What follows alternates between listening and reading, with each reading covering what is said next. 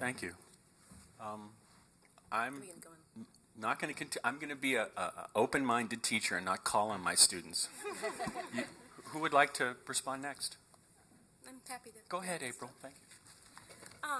So again, Vivian, leave it to her to be provocative as usual, which I appreciate. And I've known Vivian for a long time. She's actually teaching here when I was a student. So as was Brian Samuels, I had him for class as well. So I just want to start off by saying that this is so exciting to me that not only to celebrate our 100th anniversary, but to be doing it around this topic of urban education. The first panel was fantastic. A tough tough act to follow. But we'll try our best, I guess. So I think my answers, and I have a list, but I'll try and condense my list.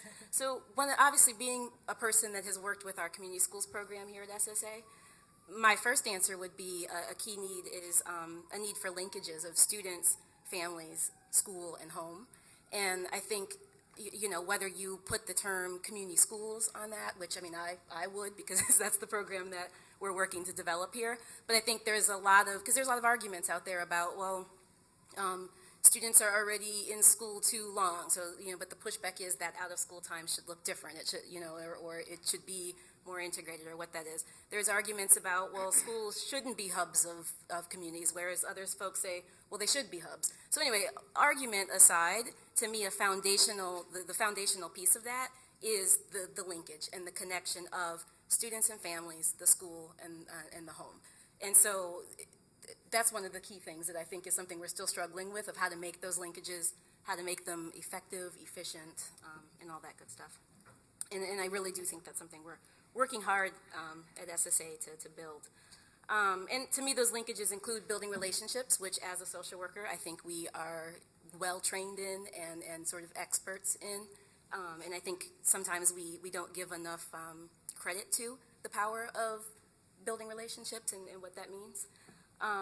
Linking to learning, to me, that's across the spectrum of whether you're pre-K to the grandmother that comes to the school, or whoever that is, or the senior in the community.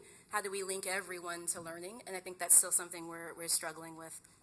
I was just recently at actually a forum that Charles was on the panel, the Voice, the student-led students that are sort of getting involved in how to address the dropout issue specifically in Chicago, but I think hopefully they'll have impact across the nation. So one of the things that, as I was reading through their report, they were talking about lifelong learning as something that's a key to combating dropout, students dropping out. And I was just really impressed with sort of reading the feedback they got about lifelong learning. On one page, it was nicely laid out of what did lifelong learning mean to students, to teachers, to families, and to, there was one other, I think, to evaluators or to, researchers. And there were, the one link that I saw across all of the answers was that people are curious. And I thought, oh, that's beautiful, like that you're curious about the people around you and the issues around you. And I'll come back to that when we talk about what's SSA, like moving forward. But I think this idea of curiosity is something that it's my new thing to sort of think about and explore and unpack. And then also the sharing, another thing that I think is key to the linkages is the sharing of power. And again, something we're struggling with is how do we figure out in schools, and when we're trying to make this linkages for our students and families, how do we figure out the issue of the sharing of power?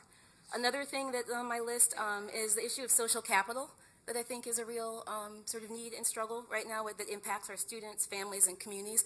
I think both urban and suburban, but I know here at SSA we're really sort of honing in on the urban issue.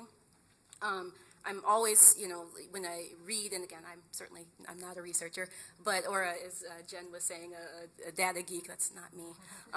But I do think I'm fascinated when I do read, the statistics about how more immigrants are actually moving to our suburbs than in our urban areas, and what does that mean for school social workers, for teachers, for just communities moving forward. So just really thinking about housing issues, obviously with the economy and everything that we're reading on the news, how's that going to impact student mobility, which is already high in CPS, things like that. Another issue that, next to social capital, expectations. And I was going to say low expectations, and I started sort of doubting myself about, well, wait, like how do I sort of maybe put that in a more strengths-based perspective? But just whether low, need to raise, whatever that is, highlighting the high expectations, but how do we sort of really, I think a key need and struggle is to really look at expectations across the board, and how do we address that, not only as school social workers, but as anyone involved with students. And another thing that happened, which I thought was impactful for me at this forum of the students, that one young woman stood up and asked, well, how many of you have stopped a student from dropping out of high school?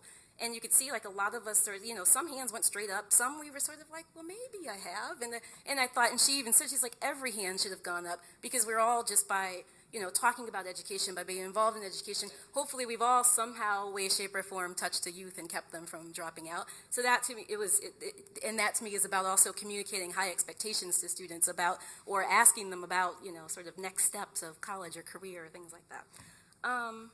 And then the last one I have that I think it just sort of piggybacks on what was said this morning was this issue of violence and aggression.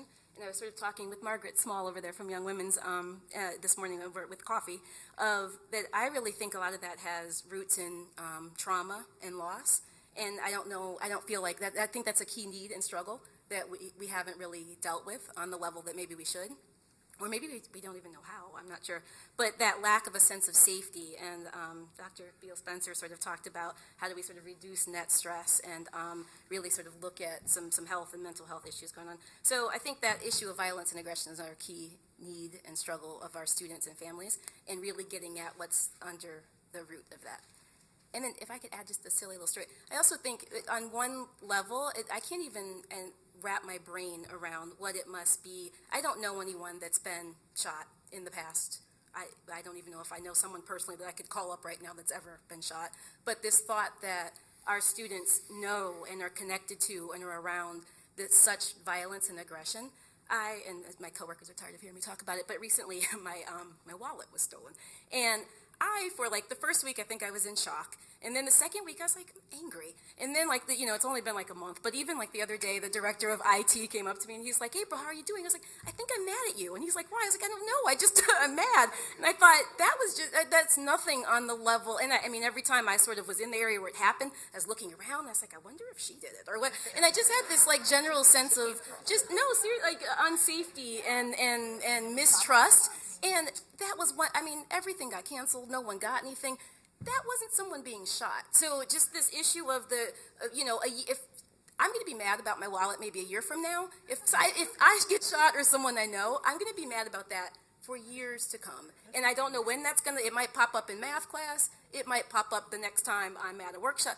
So anyway, that was something that, as people were talking earlier, it hit home to me of like, I don't even know anyone that's been shot. This is a huge issue to deal with that I'd imagine most of us in this room probably don't either. So we're just on a whole different level than what a lot of our students are dealing with.